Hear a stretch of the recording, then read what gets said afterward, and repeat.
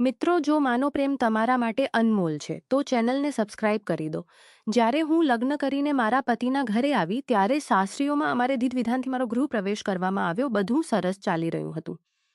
મને એ વાત અંદરો અંદર આનંદ આપી રહી હતી કે મારા પરિવારમાં નવા કુમકુમ પગલાં પડ્યા પછી હું અહીંની વહુ બની ગઈ. મને કહેવામાં આવ્યું હતું કે ઘરના મોટા અને બુજુર્ગ માણસો પાસે જઈને તેમના આશીર્વાદ અને પછી હું તશીને તેમના આશીર્વાદ લેવાના અને પછી બીજી જોડે જઈને આશીર્વાદ લીધા. તે મને આશીર્વાદ આપતા બોલ્યા, સદા ખુશ રહો. પછી હું મારા પતિ જોડે જઈને મેં તેમના પગે પડીને આશીર્વાદ લીધા. મેં ઊભી કરીને કહ્યું, તમારા જગ્યા તો મારા દિલમાં છે.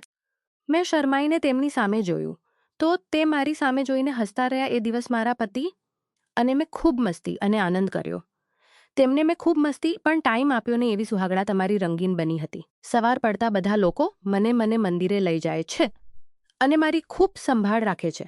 તે મને કોઈ પણ વાતને કમી રહેવા દેવા માંગતા ન હતા. જેમ જેમ સમય વીતે છે તેમ મારા પતિને મારા ઉપરથી લાગણી ઓછી થવા લાગે છે. મને સમજાતું ન હતું કે આવું કેમ કરતા હશે. તેમની નોકરી સારી એવી કંપનીમાં હતી એટલે તે વધારે સમય કંપનીમાં રહેતા. ઘેર આવે એટલે થાકીને ઊંઘવાનું કરતા. કંપનીમાં કોઈ બનાવ બન્યો હોય તો તેનો ગુસ્સો મારા ઉપર ઉતારતા અને ગમે તે વાતથી લઈને મારાથી દૂર રહેવાનું હું ઉતરી ગયેલું મોંઢું લઈને ઘરમાં જે રોજ મારા સસરાજી જોતા પણ તે કોઈ દિવસ મારી જોડે આવીને કોઈ સવાલ જવાબ ન કરતા.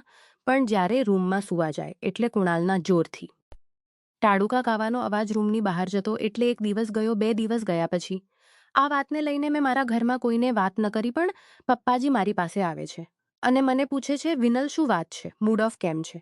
મેં કહ્યું, આજનો નથી પપ્પા, એટલા સમયથી ઓફ છે. તેણે કહ્યું, શું વાત છે? આટલા સુંદર ચહેરા પર કોની નજર લાગી છે? પપ્પાજી, કુણાલ કેટલા સમયથી મારા ઉપર ધ્યાન આપતા નથી. આ ઉંમરમાં એક પત્નીને શું નથી જોઈતું? તમે જ કહો, શું હું ખોટું કહું છું? ત્યારે મારા સસરા બોલ્યા, વિનલ, આટલો બધો ઉતરી ગયેલો ચહેરો તમારો સારો નથી લાગતો. મેં કહ્યું, પપ્પાજી, વાતો કરવાથી કોઈની ઉદાસી અને શરીરમાં ઉઠતી લાગણીઓને સંતોષી શકાતી નથી. પણ વિનલ બેટા, શું તમારી વચ્ચે કોઈ પ્રશ્નથી રાત પડી છે કે શું? મેં કહ્યું, ના, કંઈ નથી. ગુસ્સો તો તમને અમુક બાબત ઉપર જ છે. પણ મેં કહ્યું, ના, એવું કંઈ નથી. ગુસ્સો તો તમને અમુક બાબત ઉપર જ છે. પણ એ હું તમને કેવી રીતે કહું? કેમ કે પતિ પત્નીનો આપસનો હું તમને કહી શકું. તમે મારી વાતને સમજી ગયા હશો. મારા સસરાએ કહ્યું, વિનલ, મને પણ અમુક વખતે તમે બહુ ગમવા લાગો છો. પણ હું તમને કહી શકતો નથી. જ્યારે તમે પેલી કાળા કલરની સાડી પહેરો છો ત્યારે તો હું તમને સંતાઈને જોયા કરું છું. એ વાત મને ખબર છે કે હું સંતાઈને જોયા કરું છું. એ વાત મને કે હું પોતાને કેવો મહેસૂસ કરતો હોઉં છું. આ વાત સાંભળી મિનલ થોડું નીચું મોઢું રાખીને અંદરથી ખુશ થઈ રહી હતી. તે સસરાને ફરી પૂછે છે, શું હું તમને છો? એવા આટલું સાંભળી પિનલ દોડીને તેના રૂમમાં જાય છે. એક દિવસ ઘરમાં મહેમાન આવ્યા હોય છે એટલે એ ખુશીમાં કુળન પણ નોકરીથી રજા રાખેલી હોય છે અને મારા સસરાએ પણ સારો એવો સૂટ પહેર્યો હતો. મારા પતિને પહેલી બાબતમાં હું તૈયાર કરતી એટલે જ તે મારી સામે ગુસ્સે થતા. કેમ કે તે થાકીને આવ્યા હોય એટલે મારામાં રસ ન રાખતા. પણ આજે સવારમાં તેમનું મૂડ એકદમ ઓકે છે કેમ કે આજે મહેમાન આવ્યા છે. પણ કાલે રાતનું મારું ધ્યાન કંઈ બીજે ભટકે છે. હું મારા પતિને બાજુમાં મૂકીને હવે હું મારા સસરા તરફ આકર્ષવા લાગી હતી. તેમણે જે હું હાવભાવથી મને વાત કરી છું. હવે મને એ વાતની ખુશી થઈ રહી હતી કે અમે ક્યારેય એક બંધનમાં બંધાઈને અમે રાસ રમીશું. તે દિવસે પણ તેમના કહેવા પ્રમાણે મેં કાળા રંગની સાડી પહેરી હતી એટલે મારા સસરાની નજર મારા ઉપર પડતી હતી. અમુક સમય હું તેમને ગમે તેવા ચારા કરતી એટલે તે મારા સામે વધુ પટ જોતા. મારા વાળ ખુલ્લા રાખીને હું તેમને બાજુમાં થઈને જાતે કરીને નીકળતી જેથી હું તેમને એકદમ મારા નજીક લાવવા માંગતી હતી. એક મોકો એવો આવ્યો કે હું ઘરની પાણીની મોટર બંધ કરવા પાછળ ગઈ તો પપ્પાજી ત્યાં આવે છે અને મને કહે છે, હું આવ્યો છું.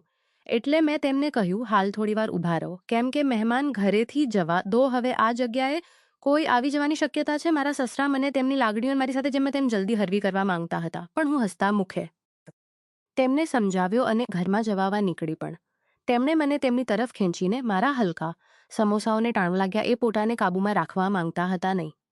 કેમ કે મેં મારી ઓળખાણ તેમને આપી દીધી હતી. હું તેમને સપોર્ટ ખાણ તેમને આપી દીધી હતી કેમ કે તેમને મને મારા પતિ કરતાં વધુ માન આપીને મારા તરફ આકર્ષાયા હતા. થોડીવાર પછી બધા પોતાના ઘરે ચાલ્યા જાય છે.